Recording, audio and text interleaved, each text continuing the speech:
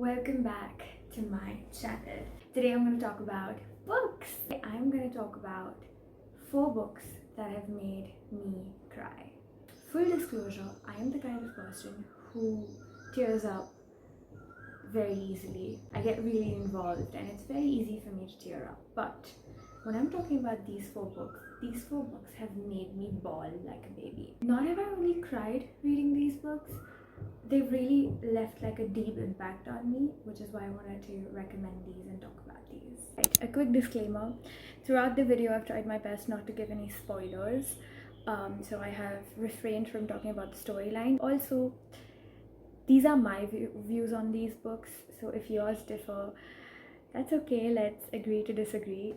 The first book that I'm going to talk about is The Palace of Illusions. Now, The Palace of Illusions is by Chitra Banerjee, and this woman, she knows how to write. So this book essentially is about the Mahabharata from Draupadi's perspective. I think it's fair to say that this is based on facts, but it's still fiction. Draupadi plays an immense role in the Mahabharata, but we don't really have an insight into what must have gone through her mind. So this book really sort of solves that mystery for you. Maybe it's because I am a woman, but I was definitely able to relate more to this book. Just give this a read. Trust me, you will love it. The second book going on a similar theme, written by the same author, is The Forest of Enchantments. This book is the Ramayana through Sita's eyes, and it touches upon everything: her childhood, her early years, her marriage, her emotions throughout the Vanvas, her take on love, her having kids. It's as though Sita has written her life story. In the author's note, she mentions how she's done the research and how she came about this book, but again, it's based on facts probably, but it's still fiction. This is a book I read rather recently and I've bookmarked a few pages. I'm gonna read a very favorite quote of mine. This was my first lesson on the nature of love, that in a moment it could fulfill the cravings of a lifetime, like a light that someone might shine into a cavern that has been dark for 1,000,000 years. And again, I feel like I related to this especially because I'm a woman.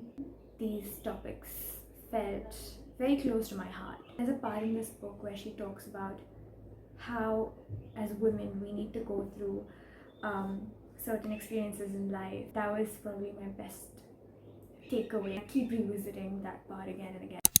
Okay, the next one. I have read this book a while ago. Still, just thinking about it gives me goosebumps. This book is 1,000 Splendid Suns by Khaled Hosseini. Man, I loved this book. It talks about desperation, heartbreak, so many difficulties, but in the light of those difficulties, it also talks about friendship, it talks about hope.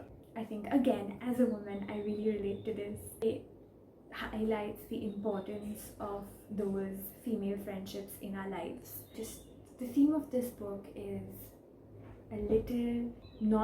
very heartbreaking, as I said earlier.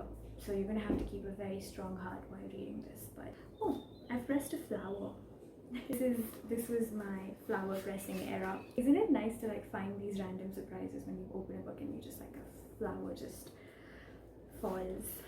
It's cute. Last but not the least, Rage of Angels by Sydney Sheldon. This book actually was recommended to me by my parents.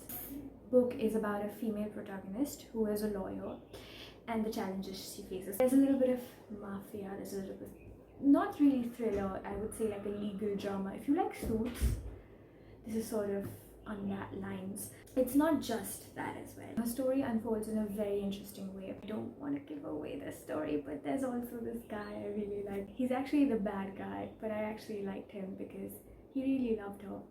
So yeah, these are the 4 books that have really made me cry, and I have no complaints.